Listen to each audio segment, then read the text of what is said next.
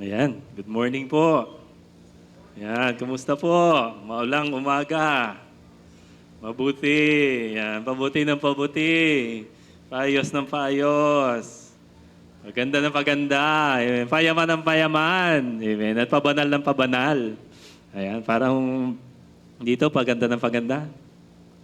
Dito maganda na paganda rin. Ayan, so salamat po sa Panginoon. Tayo po ay kahit medyo maulan ay nagbigay tayo ng time para unahin ng Panginoon this morning. Ayan. So tayo muna po yung mag-pray. Lord, salamat po. Patuloy namin pinagkakatiwala sa inyo, Panginoon, ng yung mga salita na aming pagbubulayan. Dalangin namin, Panginoon, patuloy mo pong pangunguna, pagkilos, O God, at hayaan mo, Lord, kami pong lahat ay matuto. Ito'y ma-apply namin sa aming mga buhay. Salamat po, ang inyong banal na Espiritu, ang patuloy na kumilos, ay yung presensya, Panginoon, ina-acknowledge namin sa aming kalagitnaan. Salamat po, in Jesus' name we pray. Amen. So ang ating pong topic this morning, ang ating pong team pala ay for this month is giving and prosperity. So sino po yung prosperous? Amen. So tayo pong lahat ay pinapasagana ng Panginoon. At may kasama daw po yung giving. Ayan. So ang ating pong topic this morning ay God first. Ayan. Unahin ng Diyos. Ayan. Unahin natin ang Panginoon lagi.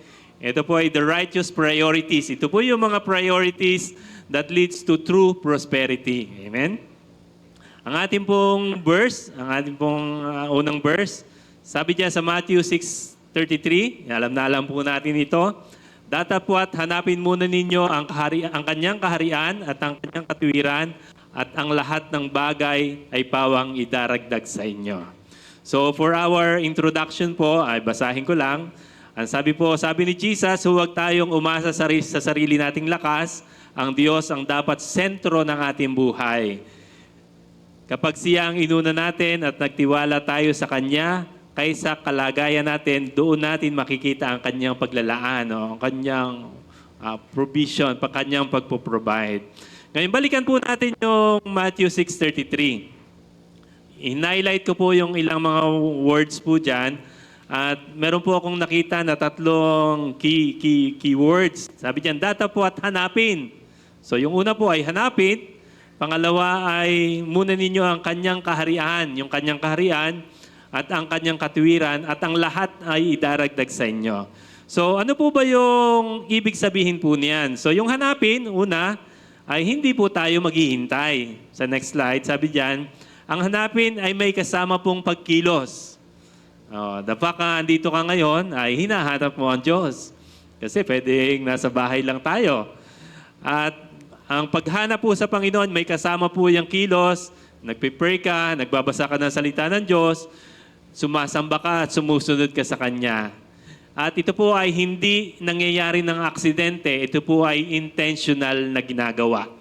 Kapag sinabing hanapin, talagang nagbibigay ka ng time intentionally. At ang sabi diyan, unahin ang kaharian ng Diyos. Ano ibig sabihin nun? Ang ibig sabihin, ang Diyos ang nasa sentro ng mga desisyon po natin. Ng ating oras, ng ating pera, kasama pala ang pera, ng ating trabaho at ng ating pamilya. So hindi siya yung natitira, dapat siya po yung laging una. Amen? Kaya nga unahin, di ba? Nasa unahan dapat. May joke po ka, may joke. Anong tawag sa unahan ng jeep? Sino nakakalam? Anong tawag sa unahan ng jeep? Bumper? Hindi. Parang doon sa mga unang jeep, yung parang kabayo na nakaganon, na? Hindi. Yung saraw. Ang tawag po sa unahan ng jeep ay karera. Kasi nag-uunahan sila. Wala, hindi na-get sa iba. Ayan. Ang pangatlo pong keywords po sa Matthew 6:33 ay si Brother Pat, madaming joke yan. Ang pangatlo po ay mamuhay ng ayon sa kanyang kalooban. Unahin ang kanyang kaharian.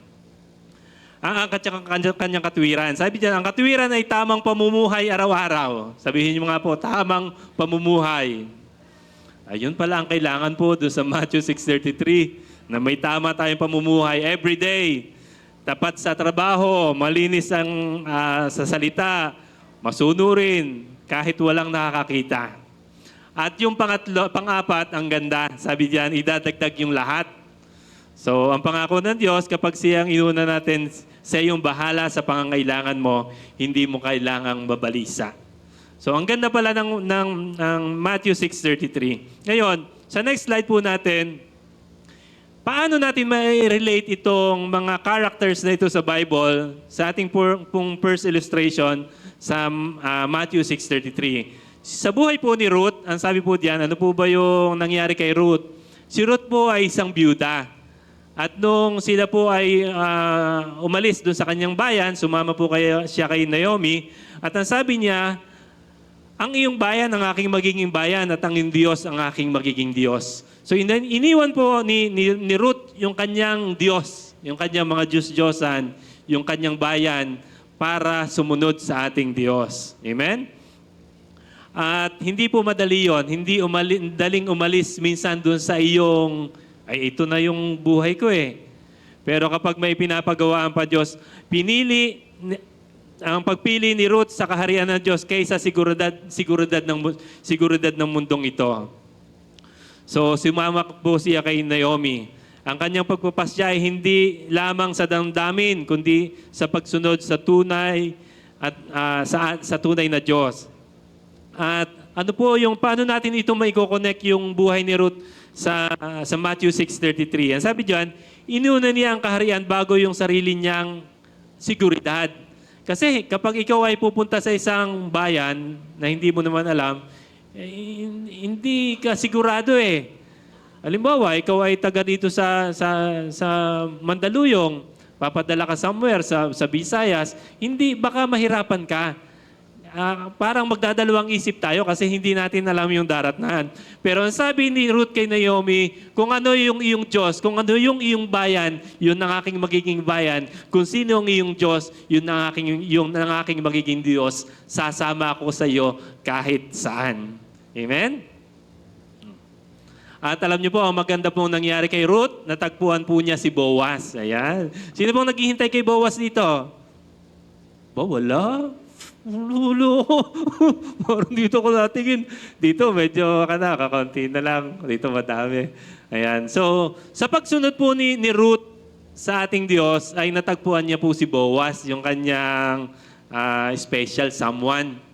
At alam niyo po, ang magandang nangyari, si Ruth po ang lahi po ni Ruth, doon po nagmula ang lahi ni Jesus. Na kung iisipin po natin ay yung palang pagsunod, meron palang maganda talagang nangyayari. Amen? Na kapag sumunod ka, kasi hindi sigurado yan. Sabi ng Romans 6:33, unahin mo siya, ang kanyang kaharian at ang kanyang katuwiran. Kapag may pinapagawa ang Panginoon sa buhay ni Ruth, natagpuan niya si Boaz na pangasawa niya, nagkaanak siya, at ang pinakamaganda pa, sa kaniyang lahi, nagmula si David. At sa kay David, nagmula yung lahi ni Jesus. Amen? So hindi alam ni Ruth na sa simpleng pagsunod niya sa Diyos ay magiging bahagi siya ng plano ng kaligtasan ng Diyos sa buong mundo. So talaga pa lang may magandang nangyayari kapag tayo ay sumusunod sa ating Panginoon. So kapag inuna po natin ang Diyos, mas malaki ang magagawa nila sa buhay natin kaysa ating mga iniisip. Yan. So may mga pagkakataon bang nahihirapan tayong sumunod sa Lord? Ayan. So lagi po nating balikan yung Matthew 6:33. Ang next illustration po natin is si Daniel. Ayan. Sa illustration number 2. Ang sabi po sa Daniel 1:18, ngunit ipinasyanan ni Daniel na hindi niya durungisan ang kanyang sarili sa pamamagitan ng pagkain at alak na galing sa hari. So si Daniel po kasi bata pa lang daw siya ay nagpasya na siya sa kanyang puso na kahit dumating yung batas laban sa pananalangin na hindi si Daniel po kasi ay sabi nagkaroon ng batas na bawal mag-pray pero nag-pray pa rin po siya. At nung bata pa daw siya, yun na yung kanyang nasa puso na kahit anong mangyari, susunod siya sa ating Panginoon. Ang nakataya po sa kanya ay posisyon sa palasyo at ang kanyang buhay, maging yung kanyang buhay. Kasi yung hindi susunod dun sa hari ay ipapakain sa leon.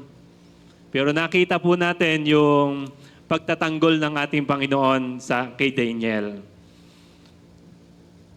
Yung ano po nakita natin kay Daniel, yung katapatang hindi matitinag kaysa posisyon o kapangyarihan. So kahit may sinasabi ang mundong ito, bawal mag-pray. Ayan, magpe-pray pa rin po tayo. Amen? Laksi. Amen? Amen. Amen. So, ano po yung connection nito sa Matthew 6:33? Hinanap niya muna ang katuwiran ng Diyos at ipinagkaloob ng Diyos sa kanya ang karunungan at iningatan pa siya sa mga leon. Amen. So mahalaga po yung katapatan. Ang katapatan daw po ay nabubuo sa tahimik na araw. So kapag tayo po ay nagpe-pray, tahimik yan, diyan po nabubuo yung ating katapatan sa ating Panginoon. Hindi sa oras ng mga pagsubok. So sa ating po next illustration ay si Abraham. Ito, ang ganda po ng istorya ni Abraham. Sa Genesis 12:1, sabi diyan, ang sabi ng Panginoon kay Abraham, umalis ka sa iyong lupain, sa iyong mga kamag-anak, at sa sambahayan ng iyong ama, at pumunta ka sa lupaing ituturo ko sa iyo. So may instruction ng Lord, hindi malinaw kung saan ko lang ituturo. Pero sumunod po siya. Yung pag-iwan niya sa lahat upang sundin ng Diyos. So ang ganda po ng faith ni Abraham na talagang kung ano yung pinapagawa ng Diyos, handang iwanan yung lahat kasi sinabi ng Diyos. Amen? So baka meron pang pinapaiwanan sa atin ng Panginoon. Iwanan mo na kapag sabi ng Diyos. Amen? Iniwan ng bansa, kamag-anak, kasiguraduhan dahil lamang sa pangako ng Diyos kahit hindi niya alam ang kanyang pupuntahan. So sa Genesis 22 po, handa niyang ang nangyari pa, nung binigyan pa siya ng anak. So nag-pray si Abraham na magkaroon ng anak at ang pangako ng Panginoon ay gagawin kang ama ng maraming bansa. At nung binigyan na nga ng isang anak, ang sabi ng Panginoon naman, ihandog mo siya sa akin. At alam naman natin, nung unang panahon, kapag sinabing handog, ay papatayin, susunugin. At hindi po nagdalawang isip na ihandog ni Abraham ang kanyang anak na si Isaac. At habang ihahandog na niya, ay nag-provide ang Lord ng panghandog at pinigilan siya. So ano po yung connection nito sa Matthew 6:33? Nauna ang nagbibigay sa kanya ng kaloob. Inuna niya yung nagbibigay sa kanya. Kaya naranasan niya ang Jehovah Jireh. So sa atin po, kapag inuna natin yung nagbibigay, ipoprovide ng Lord. Amen. Kaya nga po nandito tayo ngayon, inuuna natin siya. So kapag ang kaloob ng Diyos ay naging sentro, ito po, careful po tayo. Kapag yung kaloob ng Diyos, yung naging center ng ating buhay, ito ay nagiging Diyos-Diyosan po. Ayan. Halimbawa, ikaw ay may trabaho na talagang hindi ka na makaalis dyan, nagiging Diyos-Diyosan na yan. May blessing ka, may business ka na talagang yung ikinuwento ni Brother Mel na itikan, na pinagpala ng Lord ay dahil sa sobrang blessed na nung business ay hindi na maka-attend sa church kasi pinagpala na yung itikan.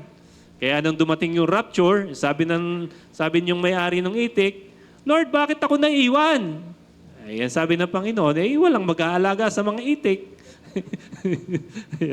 Kasi nag-pray ng business binigyan ng business. Pinagpala ng Panginoon. Ang maganda pa, hindi na nakaka-attend sa church. Hindi pala maganda.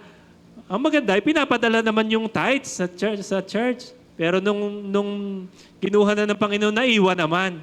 Kaya ang anumang ibinibigay ng Lord sa atin na blessing, dapat hindi magiging Diyos-Diyosan sa atin. So kapag ang Diyos ang naging sentro, ang kaloob ng Diyos ay nagiging biyaya, nagiging pagpapala po sa atin. Amen? So sa ating pong next slide, paano magiging God first? So ang ating pong topic ay God first. Ito po ay 1/5. Number 1, ibigay sa Diyos ang una, hindi ang tira. Ayan. Kahirap naman pagka talagang tira-tirahan ang binibigay, di ba? Lalo na sa may in a relationship. Laging dapat una. Yan. Ang unang ani, ang pinakamahusay na bahagi, hindi ang tira. Matapos ang lahat, dapat ibigay natin sa Panginoon, yung purse. So, ipinakita ni Abraham na ang halaga ng tunay na pagsamba at sa kanyang pagsunod. Ang sabi po diyan sa verse, Kawikaan 3:9-10, parangalan mo ang Panginoon sa iyong kayamanan at sa mga unang bunga ng inyong ani. So si Abraham po hindi nagdalawang isip at inihandog niya yung kanyang pinakamamahal. So ibibigay po natin yung purse lagi sa Panginoon.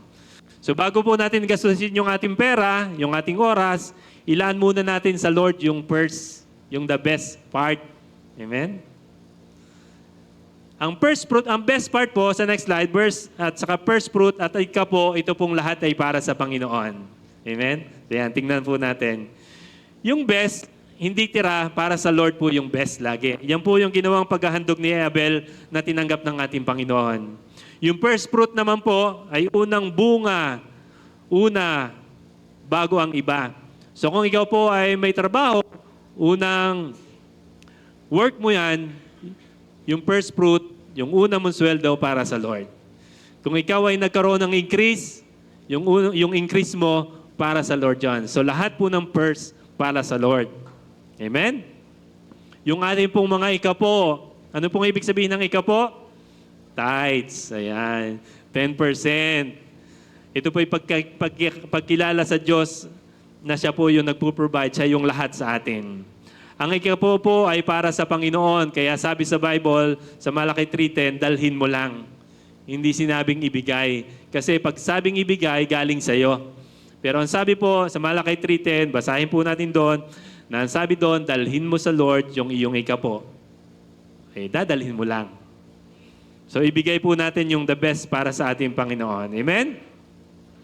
May mga pangako ang Panginoon at sa next slide po natin, para hindi tayo mahirapang magbigay sa Panginoon ng first natin, ng best part natin, ng first fruit natin, ng ating pong tithes para sa Panginoon, ay dapat maunawaan natin na ang lahat ng meron tayo ay biyaya lamang galing sa Kanya. Ang sabi diyan sa Santiago 1:17, all and perfect gifts is from above, from our Heavenly Father. Lahat po ng biyaya, lahat ng mabuting ay ganap, ay galing sa ating Panginoon. Kaya wala ka dapat sabihin, ay akin to, pinaghirapan ko to. Kapag naunawaan natin ang lahat ng meron tayo galing sa Diyos, hindi ka mahihirapang magbigay. Amen? Lahat po galing sa Kanya. Yung buhay mo, yung lakas mo, yung talino mo, yung trabaho mo, yan po ay hindi mo pinagpaguran. Kaloob yan ng Diyos. Siya po ang nagbibigay ng kakayahan. Ang Diyos po ang nagbibigay ng lakas para tayo kumita. Hindi ito galing sa ating sariling lakas. So ibinabalik lang natin yung para sa Kanya. Amen? Tandaan po natin ito, hindi ka mawawalan kapag nagbibigay. Ibinabalik namang natin sa Kanya yung para sa ating Panginoon. Imagine niyo po ito. Yung pong ating binhi o yung ating ibinibigay sa Lord, galing sa Diyos yan. Yung ating lupa na pagtataniman, yung ating trabaho, galing po sa Diyos yan. Yung buhay po natin, galing sa Diyos din lang. Yung kalakasan natin, galing din sa Diyos. Yung business natin, galing sa Diyos. Yung trabaho natin, yung talento din natin to get wealth, galing din sa Diyos. At lahat naman talaga ay galing sa Kanya. Ang ginagawa lang ang sinasabi lang ng Lord sa atin, itanim mo lang. Pinagtatanim ka lang ng Diyos ng binhi. Kaya kung tutuusin, talagang dapat 90% yung sa Lord, 10% lang yung sa atin. Kasi sa Kanyang lahat nang galing eh. Pero ang sabi ng Panginoon, ibigay mo lang sa akin yung best part, yung 10%, yung pinakamainam, pinakamaganda, hindi tira-tira. Amen? Amen? Amen. Yeah, wala naman. Amen. Amen. At alam niyo po, sabi ko nga, kapag na-realize natin ng lahat ng meron tayo, even yung lakas na meron tayo para magtrabaho, para maghanap buhay, lahat ay galing sa Diyos, hindi ka mahihirapang ibigay yung para sa Kanya. Amen? Napakarami pong pangako ng Panginoon. Pero ito po ay, ang sabi kanina sa binasa na sa Malakay 3:10, idaragdag. Idaragdag lang yan. Pero may pangako pa rin. Ang sabi mo sa next slide, ang mga pangako ng Panginoon kapag tayo ay nagbigay. Kapag ang una at pinakamaganda ibinigay natin sa Kanya, ang mga pangako, mapupuno ang iyong kamalig. Ibig sabihin, mapupuno ang iyong bank account. Sino pong gusto nito? Amen. Mapupuno yan. At ang maganda pa, sasawayin niya yung maninira. Sabi sa Malakay 3:11, ano po yung maninira? Walang pagnanakaw na mangyayari sa buhay mo. Ano po yung mga pagnanakaw? Sakit, karamdaman, yung para bang lumalabas na lang yung pera mo na hindi mo namamalayan. Mga pagnanakaw po yan. Tandaan po natin ito, kapag tayo po ay nagbibigay sa Lord at nag-i-impress sa iyo ang banal na Espiritu, magbigay ka. Brother Mel, magbigay ka. Pastor Micah, magbigay ka. Lahat po yan ay galing sa Diyos. Bakit? Kasi ang kaaway naman si Satanas, hindi kanyan tuturuang magbigay. Kasi ang ginagawa lang niya, pumatay, magwasak at magnakaw. Yan lang po ang trabaho ni Satan. Patayin ka, nakawan ka, at wasakin ka. Hindi kanya tuturuang magbigay. Kaya pag ini-impress sa Lord na magbigay ka ng tithes mo, magbigay ka ng offering mo, magbigay ka ng first fruit mo, lahat yan ay galing sa ating Panginoon. Dahil maipaparanas sa iyo ng Diyos yung kanyang mga pangako. Bubuksan niya ang durungawan ng langit. Dito po, pagpasok natin, ilan po yung pinto? Isa lang, no? Imagine mo may pinto dito, may pinto dito, may pinto. Ayan po, may bintana doon, may bintana doon, may bintana. Ito po, bintana pa to, sinaraduhan lang. Ito po, bintana pa rin, sinaraduhan lang. Ito po, bintana pa rin. Ang bintana ng langit, madami. Ang sabi diyan, ibubuksan ang bintana ng langit, ibubuhos ang masaganang pagpapala na wala kang sukat pagkalagyan. Amen? Kaya patuloy tayo magbibigay sa Panginoon. At ang sabi din sa sa Matthew 6:33, idaragdag ang lahat. Meron pa bang kulang sa lahat? Wala na. Anong kulang? Idaragdag daw lahat. Amen? Pero ang pagbibigay po natin ay hindi dapat dahil tayo ay napipilitan. Dahil ito po ay pag-ibig at pagsamba sa Kanya. Amen? Ngayon, gusto ko po na sa buhay natin, hindi tayo masyadong, bagamat ibibigay ng Lord lahat. Kaya lang ang hirap kasi na magbibigay ka, na para bang bibilihin mo ang Lord, Lord, magbibigay ako, i-bless mo ako. Lord, magbibigay ako, i-bless mo ako. Dapat po ang ating goal, ang end goal ng ating resources ay hindi sa mas maraming mga bagay na tayong matatanggap, kundi maraming tao ang makakilala at mapalapit sa Diyos. Bakit sinabi ng Panginoon, unahin mo ang Kanyang kaharian at ang Kanyang katuwiran? Kasi kapag naranasan mo yung dalawang bagay na yon, sapat na makapiling mo at makasama ang Panginoon. Secondary na lamang yung idadagdag. Amen? Sa Diyos po nagmumula ang pagpapala. Ang pagpapala ay hindi destinasyon. Na kapag ikaw ay na-bless, andito na ikaw sa aking bank account. Ang blessing po ay dapat dadaloy. Sabihin nyo nga po, dadaloy. Hindi yan, ang intention ay manatili lamang sa inyo. Dapat yan, ang sabi diyan, maraming tao ang makakilala at mapalapit sa Diyos dahil dyan sa blessing na meron kang tinanggap. Amen? Tayo po ay pinagpapala upang maging pagpapala. Ang resources ay kasangkapan para sa kaharian ng Diyos. Amen. So kapag tayo po ay nanlilibre, kapag tayo ay nag-i-invite, halika, kwentuhan muna tayo, pag-usapan natin si Jesus. Kapag ginagamit mo yung pera mo para mas makakilala pa ang Panginoon, dumadaloy po ang ibig sabihin yan. Na kapag may nangangailangan, handa kang magbigay, dumadaloy po yan. Amen. Yung hindi mo sasabihin, akin lang to. Iipunin ko to sa aking kamalig. Pupunuin ko talaga yung aking bank account. Sabi po ng Panginoon sa Bible, yung sabing, mag-iipon ako, lahat, magpapagawa pa ako ng maraming imbakan. Ang sabi ng Lord, hangal, bukas, mamamatay ka na. Sino makikinabang? Amen? Kaya talagang ang blessing na meron tayo, dapat dadaloy. Sa amin po sa Mindoro, mayroong ilog. Meron po ding lawa na hindi umaagos. At hindi siya, yung tubig, nabubulok. Nagkakalumot, pero yung umaagos, masarap paliguan kasi malinis. Amen? Kasi dumadaloy. Pangalawa, paano maging God first? Kuusapin muna ang Diyos bago ang iba. Yan. Sa umaga, sa verse po natin sa awit 5.3, sa umaga, O Panginoon, ay naririnig mo ang aking tinig. Sa umaga ay iaalay ka sa iyo ang aking panalangin at ako'y maghihintay. Yan, si Daniel po, 3 beses po siya nagpe-pray. Kahit delikado ang kanyang buhay. Sa atin naman po, wala namang delikado, ano? Kahit mag-pray naman tayo na mag-pray na. Ang hirap noon ng buhay ni Daniel. Bakit? Nagpe-pray ka lang, papatayin ka, ipapakain ka sa leon? Ang hirap noon. Pero sabi dito, pwede naman tayo mag-pray ngayon, kahit tayo mag-pray na mag-pray. Amen? Amen. So sa yung unang oras, yung ating unang iniisip, ang labanan po madalas ay napapanalunan o natatalo sa unang minuto po ng ating araw. Kapag ang unang araw mo ay galit agad, sama ng loob, problema, sira na ang maghapon mo. Pero kapag inuna po natin ng Diyos, ang ugali po ni Daniel ay nabuo nang dumating ang pagsubok at inilantad lamang ito ng pressure, pero talagang ginagawa na niya yung pagpipray. So po ang ating challenge. Amen.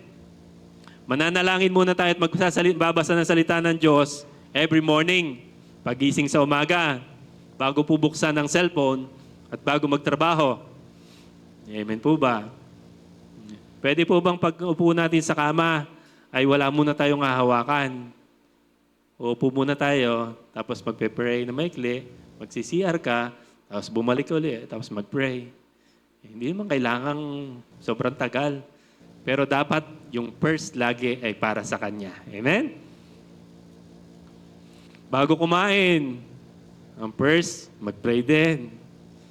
Bago magbiyahe, yan sa mga driver, ang first, mag-pray din. Yan.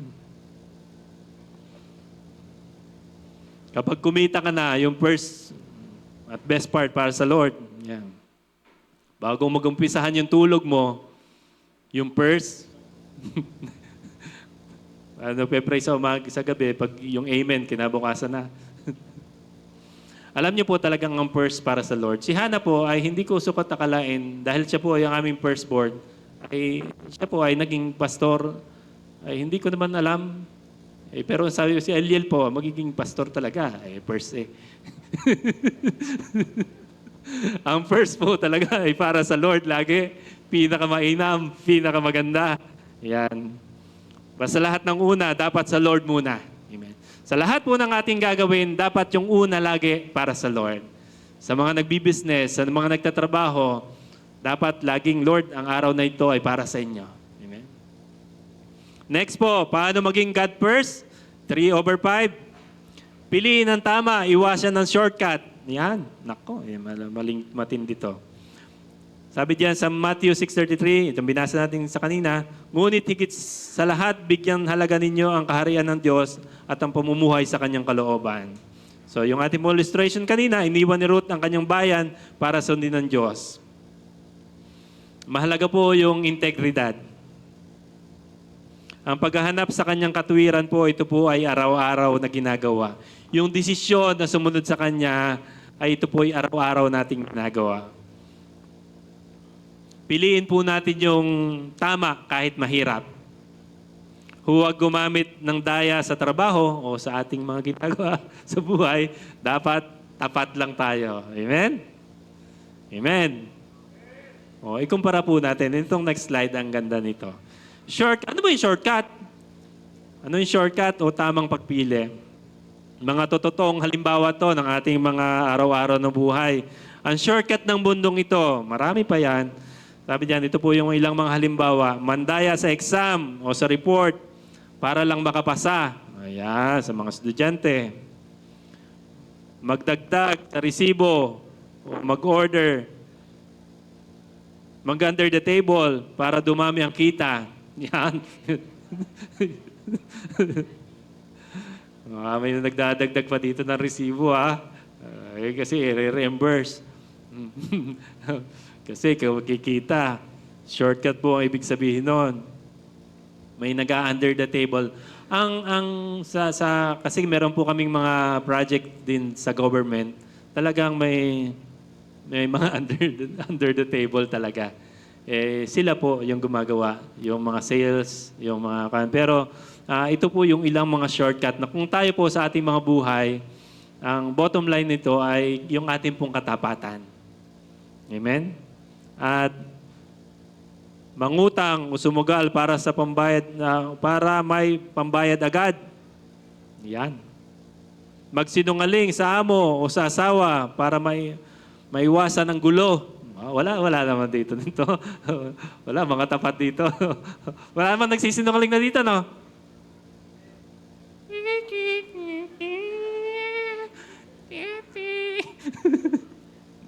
Ang lies po, kahit white lies pa yan, red lies, blue lies, lies pa rin. At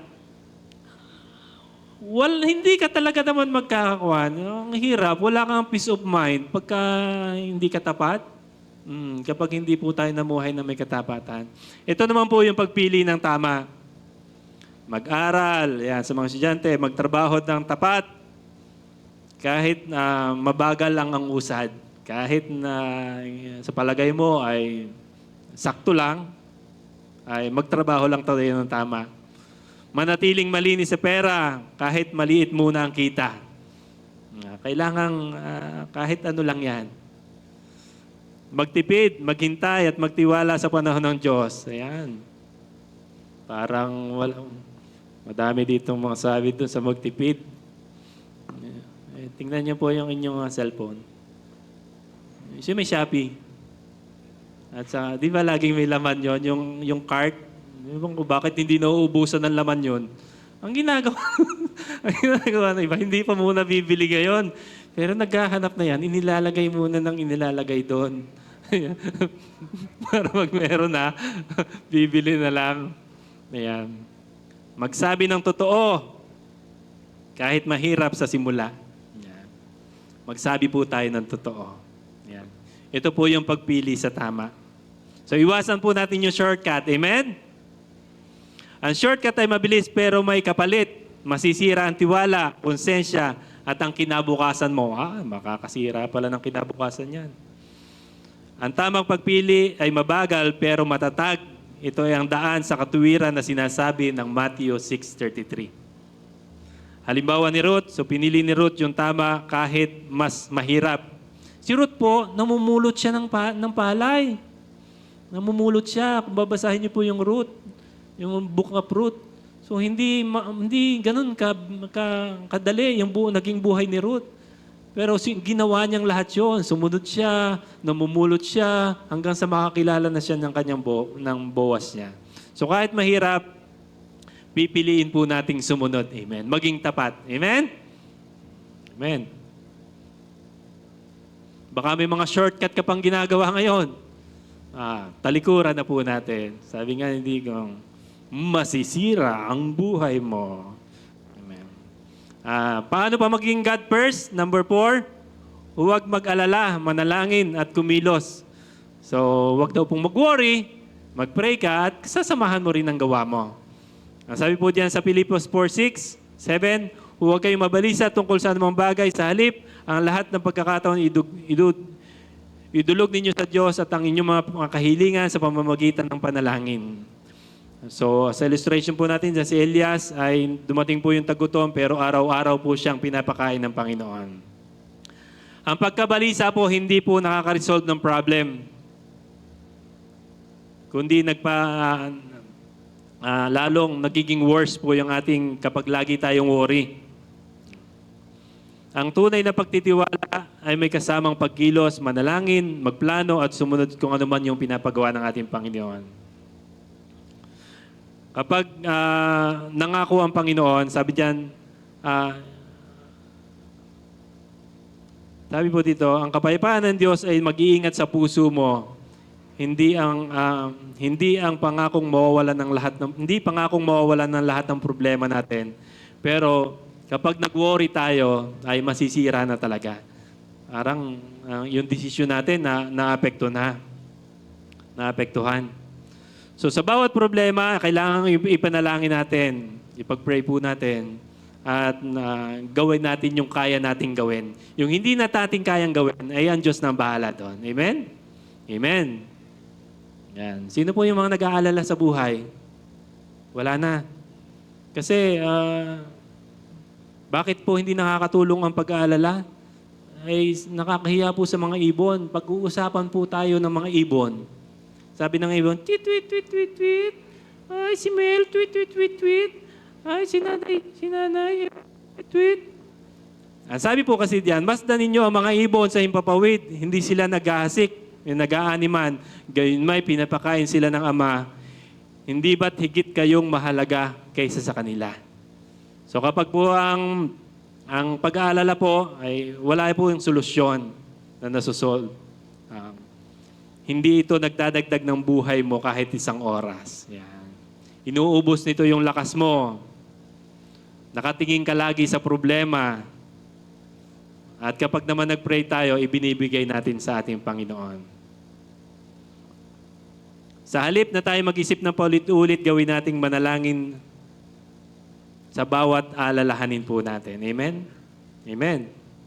Tulad po ng ibon, ang ginawa ng ibon naman po, hindi naman sila nakatigil lang na nakadapo diyan sa sanga at sila'y pinapakain dyan. So ang ibig sabihin doon, huwag tayo mag-worry, mag-pray ka at kumilos ka. Ibig sabihin, magtrabaho ka kasi sabi ng Bible, hindi pinapakain yung taong tamad. Kikilos ka rin. So yung ibon po dyan sa sanga, hindi yan naghihintay lang dyan ng pagkain. Lumilipad dyan at naghahanap ng pagkain at ang Diyos ang nagpo-provide. At ang sabi po sa research, ang average po ng dami ng ibon ay 1:5. Isang tao, 5 birds yung katumbas. So can you imagine, sa dami ng population ng ibon sa mundo, wala namang nahuhulog sa sanga sa gutom. Dahil pinapakain sila ng Diyos araw-araw. Ay ikaw pa kaya, ang sabi diyan sa Matthew 6:26, ikaw pa kayang anak ng Diyos ang hindi niya pakainin. So bakit ka mag-worry? Amen? Bakit ka mag-aalala? Ngayon pwede namang mag-pray, pwede namang magtrabaho. Ngayon, yung mga bagay na hindi na natin control, ay ang Diyos na ang bahala dyan. Amen? Amen. Number 5, last po ito. Paano maging God first? Tingnan ng tao gaya ng pagtingin ng Diyos. Ito po, habang tinecheck ko, pinag-aaralan ko kagabi, sabi ko, bakit may kasama pang tao ay prosperity and giving yung topic? Ang sabi po diyan sa 2 Corinthians 5:16, kaya nga mula ngayon ay hindi na namin sinusukat ang sino man ayon sa pamantayan ng mundo, kundi sa mga sugo ni Kristo.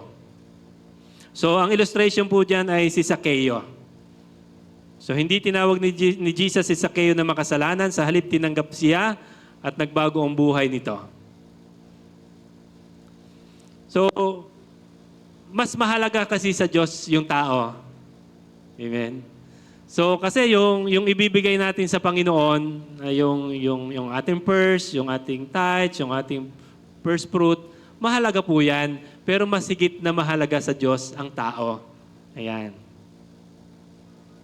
Kaya, sabi diyan, kapag inuna natin ang kaharian ng Diyos, nagbabago yung ating pananaw.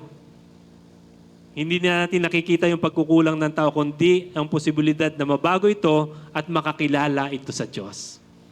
Kaya kung ano yung connection na meron ka, gagamitin ka dyan. Amen? Gagamitin ka sa katabi mo, gagamitin ka sa katrabaho mo, gagamitin ka sa kakilala mo. Kapag ang Diyos ang una, panalo tayo at mararanasan natin yung pinakamahalagang bagay. Ano po yung pinakamahalagang bagay? Ang mapalapit sa Kanya at maging katulad niya. Kaya sabi ko nga po kanina doon sa Matthew 6:33, kapag naranasan mo yung dalawang bagay, unahin yung kanyang kaharian at yung kanyang katwiran, panalo ka na. Yung idaragdag ng Diyos lahat, bonus na lang yon. Amen? Ayan. Bakit mahalaga ang Diyos sa tao? Ayan, ilang slides na lang po tayo. Ang sabi po din sa Matthew 28:19, ito pong lahat ay pinapagawa sa atin. Hindi lamang po sa mga pastor.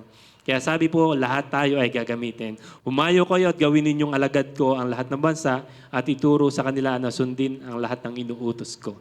Nung chinecheck ko po ito, Lord, bakit bakit yung prosperity, yung prosperity at saka yung pagbibigay, bakit may taong kasama? Kasi sabi nga po dyan, ang tao yung pinakamahalaga sa Diyos. At ikaw yung gagamitin. Amen? Ikaw yung gagamitin. At ang instruction po dyan ay maging disciple po, hindi lamang tagasunod. Amen? So yung pag-i-invite po natin, so dito po pumapasok yung ating pong pagla-life group. Amen? Sino po yung ating mga life group leaders? Taas po ng kamay. Ayan, si Brother Mel. Taas. Taas kamay. Si Ate April. Si Pastora Maika. Taas po, yung nagla-live group na. Si Hana. Yan, si Pastora Tess. Ayan. Ako, ang sarap sumama ko ng Pastora Tess pag nagla-live group.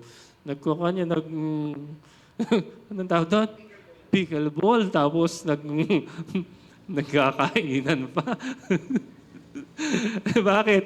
Kasi yung pong resources na meron sila, alam nila kung paano gamitin. Na, and the end of the day, ang mahalaga talaga sa Diyos ay yung mga taong mapalapit sa Kanya. At ikaw yung gagamitin. Kaya yung wala pa pong mga life group, taas po ang kamay. Sino po yung gusto maging life group leader? Yan. Taas po ang kamay. Ay, sabi po ni Vitay pala, huwag na magpapataas yung kamay. Kindat na lang po yung mga gusto pong maging walang life group. Ang halaga po na tayo po ay nagla-life group. Yung ikaw ay may nakakakwentuhan. Yung ikaw ay may napagsasabihan. Mahirap po dito sa mundo kapag ikaw ay nag-iisa na wala kang mapagsabihan na bigat ka na pala. At yung life group leader, ang trabaho po niya ay tulungan po tayo. At yung wala pa po na gusto pong magkaroon ng life group, attend po tayo dun sa ating mga age bracket. Ayan, sa mga nanay, sa mga tatay, sa ating professionals, sa mga youth. Amen? So sa ating pong conclusion, unahin ng Diyos, hindi siya ang tira. Siya ang una. Amen? Lagi po nating uunahin ng Panginoon. Kapag siya ang inuna mo, hindi mo kailangang mag-alala sa iba. Siya ang bahala, iyon ay pangako niya. Pangako ng Panginoon, idaragdag, basta unahin po natin siya. Ano po yung pangangailangan mo? Ang sabi ng Bible, lahat idaragdag. Basta unahin mo siya. Amen? Sige po, tayo pong lahat ay tumayo. At ito pong Matthew 6:33 ay, kung titingnan natin, parang simple lang. Pero sabi ko nga po kanina, kapag narunasan mo yung dalawang bagay, kumpleto ka na. Yung mapalapit sa Lord, rewarding na. Yung idaragdag ng Lord, bonus na lang yon.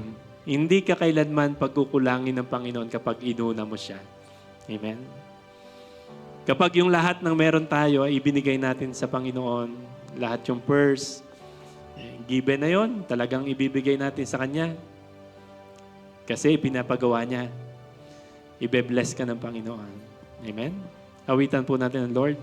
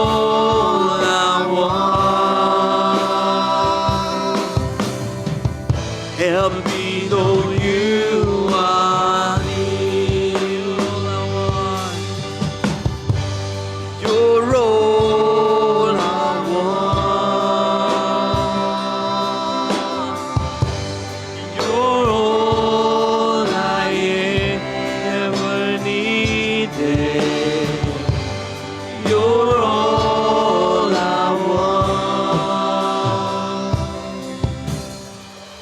Help me know you are near. Ama namin sa langit, maraming salamat po. At sa umagang ito'y patuloy naming naunawaan ang patuloy na pag-una sa inyo, sa iyong kaharian, sa iyong katuwiran. Salamat po, Lord, sa bonus na idaragdag mo ang lahat. Kung sa aming mga buhay man, meron pa kaming mga worries, meron pa kaming mga alalahanin na para bang ang hirap, Lord, hayaan mong ibigay namin itong lahat sa inyo, Panginoon. Sa mga bagay na hindi namin kaya, Lord, kayo po ang kumilos, Panginoon. Lord, ang pangako mo, lahat idaragdag.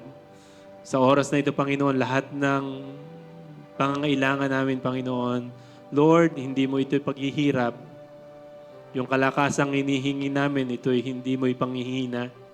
Yung mga pagpapala namin hinihiling, Lord, ito po, Lord, ay hindi magkakaroon ng bankrupt dyan sa langit dahil ang gintot pilak na sa inyo nagmumula. Lord, maraming salamat. Kami pong lahat ay palapit sa inyo. Kayo po lagi ang lagi naming uunahin everyday ng aming buhay. Maraming salamat po, Panginoon. At Lord, i-bless niyo po yung bawat isa. At patuloy namin i-declare yung blessing, prosperity, Panginoon, ay patuloy naming mararanasan. Uncommon favor, and even the deepest desire ng panalangin ng bawat isa, Lord, patuloy mo itong ipagkaloob. Madatnan mo kami, Panginoon, na laging sumusunod, Panginoon, sa iyong mga utos. Laging kahit mahirap, kahit po uncomfortable, Lord, hindi namin pipiliin yung shortcut. Pipiliin namin, Panginoon, yung ipinapagawa mong may katapatan everyday. Maraming salamat po. I-bless niyo po yung bawat isa at patuloy namin ipinagkakatiwala sa inyong aming mga buhay. Salamat po, Lord. In Jesus' name we pray. Lahat po tayo magsabi ng Amen. Amen.